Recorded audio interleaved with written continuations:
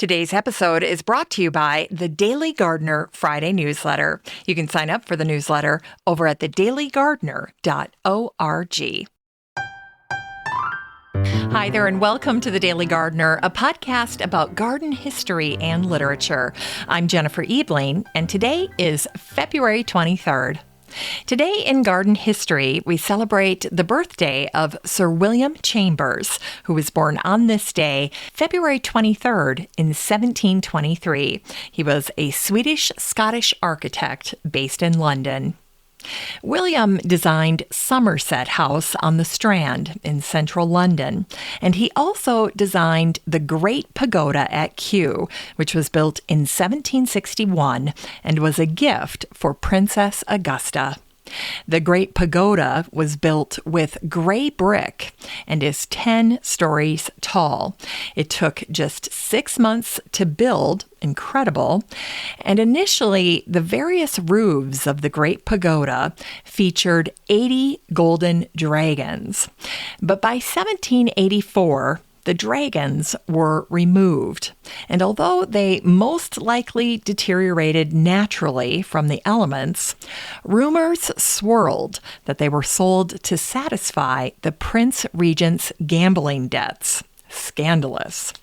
Well, William Chambers had a special admiration for Chinese gardens. He went to China on 3 occasions in the 1740s, and he even published a dissertation on Oriental gardening. And here are a few of his takeaways. This is from his piece called Of the Art of Laying Out Gardens Among the Chinese. He writes, "Nature is their pattern, and their aim is to imitate her in all her beautiful irregularities. The Chinese are not fond of walking. We seldom meet with avenues or spacious walks." He writes, "Their rivers are seldom straight, but serpentine.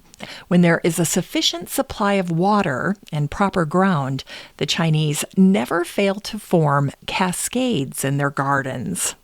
The weeping willow is one of their favorite trees and is always among those that border their lakes and rivers, planted to have its branches hanging over the water."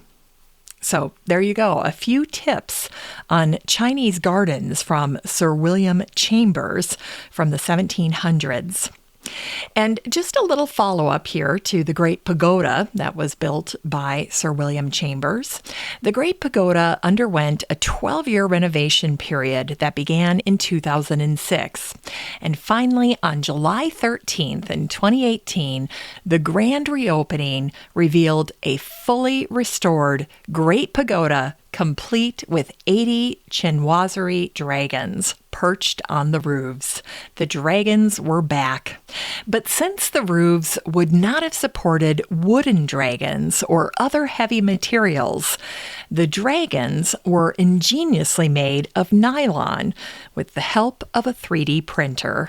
Although the bigger dragons on the very lowest roof are made of cedar. Those were the only exceptions. So there you go. Anyway, it was also on this day, February 23rd in 1856, that Henry David Thoreau wrote these words in his journal. 9 a.m. to Fairhaven Pond upriver. A still warmer day. The snow is so solid that it still bears me, though we have had several warm suns on it. I sit by a maple, on a maple. It wears the same shaggy coat of lichens, summer and winter. And it was on this day in 1863 that John Lewis Russell, an American botanist and Unitarian minister, sent a letter to his adult nephew. By all accounts, John was a lovely man. He was a great conversationalist and a font of wisdom regarding the natural world. John Lewis Russell was an expert in the lichens and cryptogams that Henry David Thoreau just wrote about. In fact, the two were friends, and the fungus Bolatellus russellii was named in honor of John Lewis Russell. The letter that he wrote to his nephew on this day, February 23rd in 1863, illustrates John's love of nature and his personal charisma. Here's what he wrote.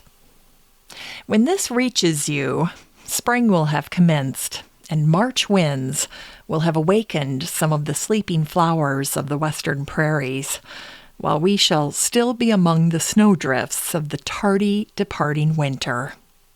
As I have not learned to fly yet, I shall not be able to ramble with you over the pasque flower or anemone, nor find the Athronium albidum, nor the tiny spring beauty, nor detect the minute green mosses which will so soon be rising out of the ground.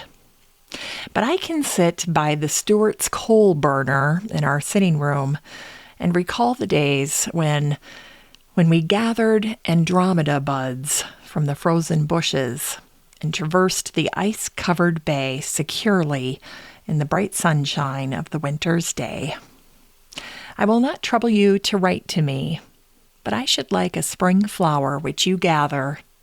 Any one will be precious from you, to your feeble and sick old uncle and friend, J.L.R.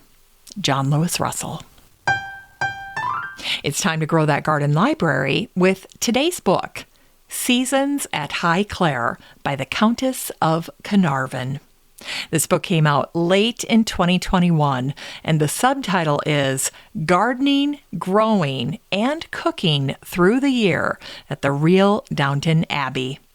Well, if you are a lover of Downton Abbey and gardening, like myself and my daughter Emma, then you must get a copy of this book.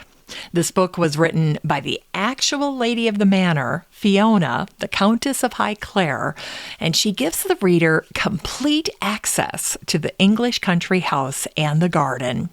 As with the fictitious Downton Abbey, Highclere Castle is governed by the seasons, which provide the backdrop to country life on this incredible estate.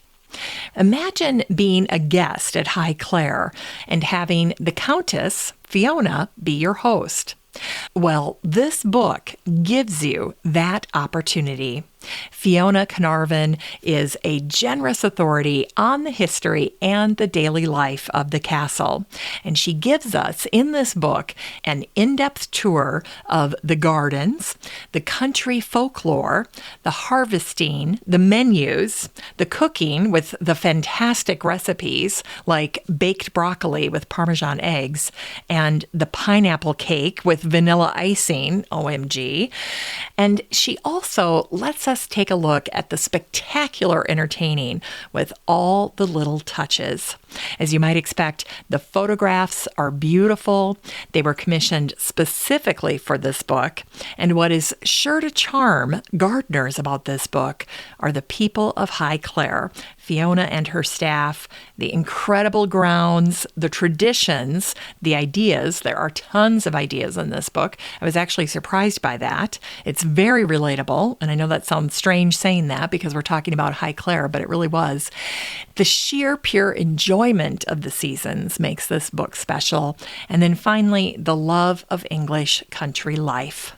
This book is a big one. It's 321 pages of Highclere. It's not stuffy and it's not impractical, but it's something very special. It's authentic and unapologetically inviting. I might add that.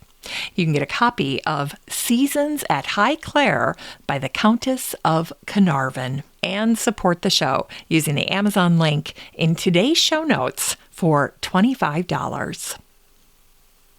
Finally, today's Botanic Spark features George Bounier, who was born on this day, February 23rd in 1879. And if you're wondering who George Bounier was, he was a French-Canadian plant breeder and writer. And in the early 1900s, George and his young wife left France and they settled in Canada. They had dreams of prosperity and hopes of one day returning to their homeland. Instead, George and Julia spent the rest of their lives in Canada. In 1905, George purchased a homestead north of Edmonton in an area that was later named Rich Valley, and together he and Julia built a home and a way of life for their 10 children. Despite the physical toll of homesteading in the wilds of Canada, George did not let his classically trained intellect go to waste. In the spring of 1906, when he and Julia arrived on their desolate land, and I mean desolate, George thought strategically about the places on Earth that had climates that were as cold or colder than Alberta, and he began studying what they grew. He would get books out of the library, and the Edmonton Bulletin reported that George even sent letters to the French botanist back home, a Mr. Villemora, the Canadian horticulturist, William Tyrrell McCown. He sent a letter to Charles Sprague Sargent of the Arnold Arboretum. He sent a letter to the Botanical Garden at Lausanne in Switzerland.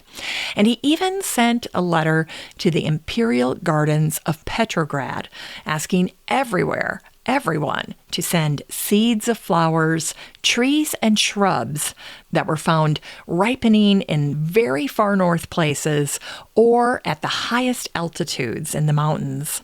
And guess what? From everywhere, there was a generous response. In fact, it was so generous that they had more than they could properly handle. Well, George became a self-taught master of plant breeding, and whenever he had success, he always shared his work with the experimental farms and research centers in Canada. He was very generous.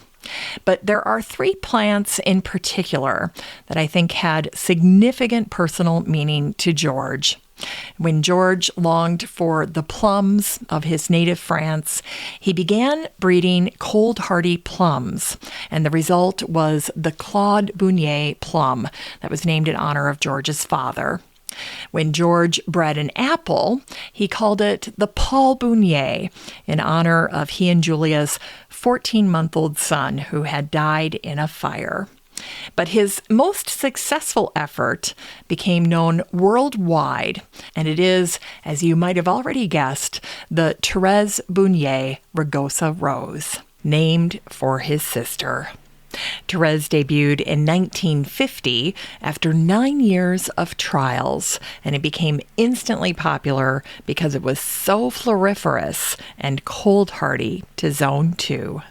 And today, I just checked, the Missouri Botanical Garden says Therese Bounier, a hybrid Rigosa rose, is a vigorous, dense, upright, rounded shrub that typically grows 5 to 7 feet tall and wide. Old-fashioned form, which somewhat resembles a damask rose rather than a Rigosa, and it features fragrant, ruffled pink double blooms to about 4 inches across. The Therese Bounier.